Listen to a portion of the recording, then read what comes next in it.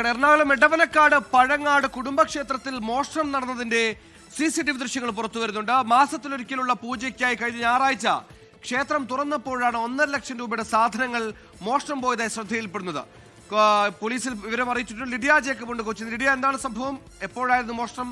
പ്രതിയെക്കുറിച്ച് സൂചനയുണ്ടോ? വിവരങ്ങൾ?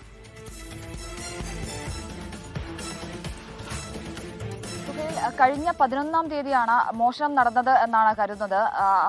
CCTV ദൃശ്യങ്ങളാണ്, ആ ദിവസത്തെ CCTV ദൃശ്യങ്ങളാണ് പുറത്തു വന്നിരിക്കുന്നത്. എന്തായാലും കഴിഞ്ഞ ഞായറാഴ്ചയാണ് മോഷണം നടന്ന വിവരം കുടുംബം അറിയുന്നത്.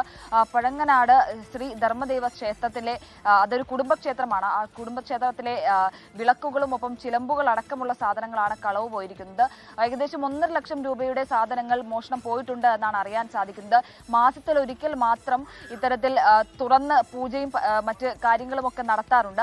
ആ ഒരു സാഹചര്യത്തിൽ അങ്ങനെ പൂജയ്ക്കായി വേണ്ടി തുറന്നതാണ്, ഈ ക്ഷേത്രം തുറന്നതാണ്. ആ ഒരു സാഹചര്യത്തിലാണ് ഈ മോഷണം പോയിട്ടുള്ളതായി കണ്ടെത്തിയത്. തുടർന്ന് കുടുംബം പോലീസിൽ വിവരം അറിയിക്കുകയും തുടർന്ന് പോലീസ് CCTV അടക്കം പരിശോധിച്ച് അന്വേഷണം നടത്തി വരികയാണ്.